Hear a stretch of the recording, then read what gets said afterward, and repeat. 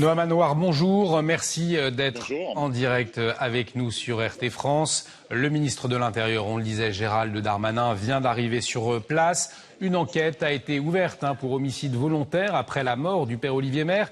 Et on l'a entendu, beaucoup de réactions politiques tout au long de la journée et des interrogations, notamment autour du profil du suspect.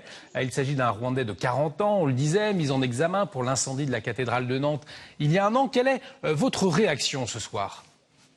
Ma première réaction, c'est naturellement de présenter mes condoléances à toute la communauté catholique de France et du monde, et également de présenter mes condoléances au peuple vendéen, c'est-à-dire aux habitants du département de la Vendée, qui, malgré une réputation un peu surfaite, sont parmi les personnes les plus accueillantes qu'il m'ait été donné de rencontrer. Donc aujourd'hui, ils sont en deuil, mais ils sont aussi particulièrement en colère, et je partage leur colère. Donc je suis parmi eux aujourd'hui, puisque je me trouvais en vacances. Et justement, pas plus tard qu'hier ou avant-hier, je me disais que c'était un climat vraiment reposant, que quand on vient de Seine-Saint-Denis et qu'on arrive en Vendée, que quelque part, que ces gens avaient de la chance de vivre éloignés justement de tous ces risques, du terrorisme, du banditisme, etc., et de tout ce qu'on connaît en région parisienne. Et finalement, je me suis un peu trompé dans mon appréciation. C'est-à-dire qu'on est à l'abri nulle part justement de ce type d'agissement. Et donc, ma réaction, écoutez, c'est une réaction de consternation, d'indignation.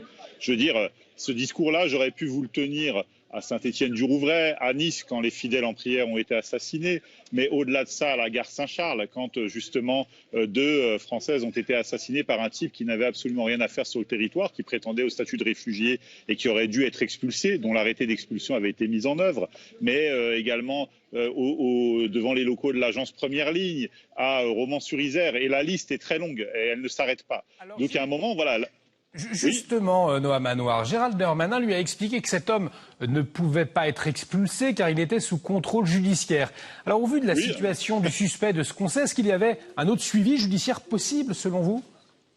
Non, mais écoutez, là, on est dans des labyrinthes administratifs dont on a la spécialité en France. Alors, le message, tel que je l'interprète, moi, pour le message du ministre de l'Intérieur, c'est de dire à tous les réfugiés qui sont dans le couloir, justement, de l'expulsion aujourd'hui, allez brûler une église et vous serez mis à l'abri, justement, de l'expulsion administrative. Puisque ce monsieur a brûlé une église et le ministre nous explique qu'il ne pouvait pas être expulsé parce qu'il était sous contrôle judiciaire. Donc, on vous donne la solution contre l'expulsion administrative. Mais on marche sur la tête. Ce monsieur n'avait absolument plus rien à faire en France. Il a brûlé une église à Nantes pour un préjudice de plusieurs millions d'euros qu'il ne pourra absolument jamais rembourser. Et aujourd'hui, on nous explique que finalement, son expulsion aurait été différée parce qu'il était mis en cause par la justice. Mais c'est à n'y rien comprendre. La France aujourd'hui est la risée du reste de l'Europe et du monde à cause de ces lois qui n'obéissent absolument à aucune logique. Donc le ministère de l'Intérieur, encore une fois, comme les autorités administratives et judiciaires malgré elles, ont failli à leur mission de sécurisation justement du peuple français, puisqu'ici, la Vendée est un sanctuaire. C'est un département où les gens vivent en paix, un département prospère économiquement. Les risques sont extrêmement minimes, mais nous sommes dans un état de déliquescence et de décomposition de l'institution judiciaire, de l'institution policière qui est telle qu'aujourd'hui, plus rien n'est logique et justement, les citoyens ne sont pas à l'abri des dangers habituels. La priorité de la police aujourd'hui, c'est le contrôle du pass sanitaire. Ce n'est plus la lutte contre la délinquance, contre la criminalité ou contre le terrorisme. Alors, pas d'acte terroriste, justement, à ce niveau de l'enquête. Au vu des éléments connus sur la personnalité de cet homme, notamment, qu'est-ce que va devoir déterminer l'enquête, selon vous ? Écoutez, l'enquête va déterminer les mobiles. Donc, au regard de ce que je peux en déduire de ma propre expérience, c'est que la personne s'est rendue elle-même parce qu'elle n'est pas si déséquilibrée que ça dans le fond. Je pense qu'elle est en attente d'une indulgence de la part de la justice. C'est-à-dire que son avocat va dire oui, mais il a cédé à quelque chose d'impulsif, à une pulsion meurtrière. Et finalement, quand il a repris ses... Voilà, Darmanin démission. Voilà ce que scande le peuple aujourd'hui, là, en direct, devant vous. Donc écoutez, voilà, je pense que le message est clair. L'enquête va sûrement essayer de déterminer si la personne était en pleine possession de ses moyens, parce que ce monsieur espère sans doute passer au travers des filets de la justice en psychiatrisant son propre dossier. Moi, je n'en sais rien, je n'ai pas les éléments qui me permettent de le déterminer, mais c'est un récidiviste qui n'avait absolument plus rien à faire, ni en liberté, ni en France par ailleurs. Alors, vous êtes à Saint-Laurent-sur-Sèvre, là où, dans quelques minutes, Gérald Darmanin doit s'exprimer. Quel est l'état d'esprit de la population, des gens avec qui vous avez pu vous entretenir autour de vous aujourd'hui ? Écoutez, les gens, moi ici, je trouve que on est dans une atmosphère, s'il n'y avait pas eu ce drame, une atmosphère paradisiaque. C'est-à-dire qu'on a des jeunes en vélo, en BMX, en skateboard, etc., qui jouissent justement de la vie, du soleil, d'un cadre, je dirais, quasi, encore une fois, parfait pour s'épanouir. Mais ils sont absolument choqués par ce qui s'est passé, ils n'en ont pas l'habitude et ils en veulent aujourd'hui aux autorités, au ministre de l'Intérieur en particulier, de ne pas avoir su justement les protéger de ce qui s'est passé. Donc les relations avec la gendarmerie sont très bonnes. Moi, j'ai moi-même été orienté, accueilli par la gendarmerie. Les gendarmes du secteur sont totalement hors de cause dans ce qui s'est passé. Ils subissent la mauvaise politique de ce qui s'est passé, de l'institution policière et judiciaire de Nantes qui a vraisemblablement fait une erreur de diagnostic qui a conduit justement à ce drame. Parce qu'on peut nous, si vous voulez, nous rabâcher les leçons de droit pour nous expliquer que quand on est sous contrôle judiciaire, on n'est pas expulsable administrativement, etc., etc.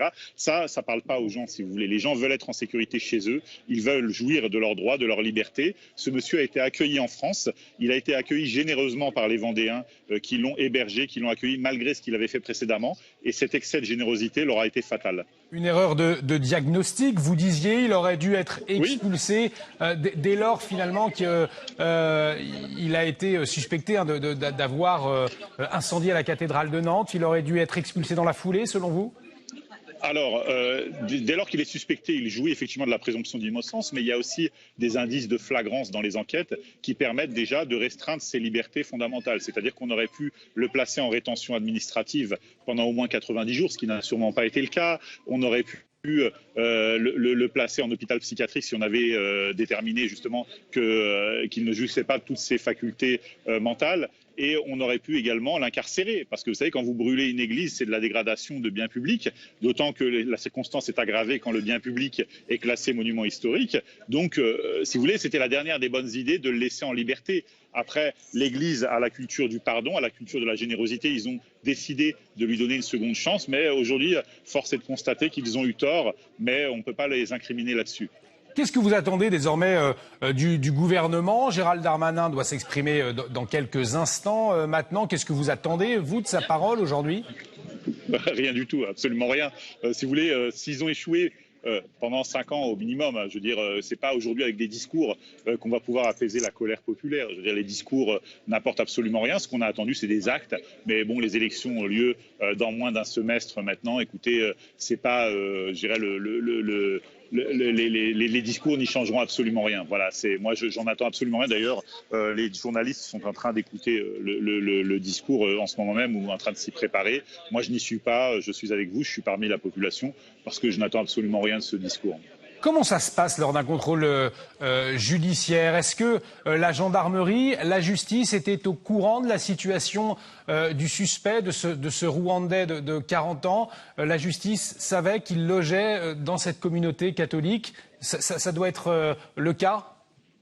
Ah oui, absolument. Alors le contrôle judiciaire, c'est qu'il est hébergé, donc il bénéficie justement d'une domiciliation au plan administratif. Il se présente au moins une fois, ça peut être 2 ou 3 fois au commissariat ou à la gendarmerie locale pour justement attester de sa présence. Et donc ça autorise justement et ça démontre, si vous voulez, une forme de restriction de liberté, c'est-à-dire qu'il ne peut pas se rendre sur un périmètre trop éloigné. Et il garde un contact permanent avec la gendarmerie. Mais il y a des alternatives à tout ça. Il y a aussi le bracelet électronique qui est une mesure, je dirais, qui est mise en œuvre par des magistrats, qui est quasiment une mesure de semi-liberté. Je veux dire, là, sur les suites justement de l'affaire judiciaire dans laquelle il a été mis en cause, on n'a absolument aucune information. C'est-à-dire, qu'est-ce qu'il a été condamné ? Est-ce que l'enquête est toujours en cours ? Si l'enquête est toujours en cours depuis ces nombreux mois, pourquoi est-ce qu'elle n'a pas encore abouti malgré la flagrance de ces éléments ? Et aujourd'hui, voilà, il est trop tard, je veux dire, clairement. Mais si vous voulez, sur le statut de réfugié politique, il faudra aller aussi un peu plus loin. C'est-à-dire qu'on accueille des personnes qui viennent de zones de guerre. Donc parfois, effectivement, il y a des personnes polytraumatisées qui viennent se réfugier en France, mais il y a parfois aussi des gens qui recèlent en eux une violence.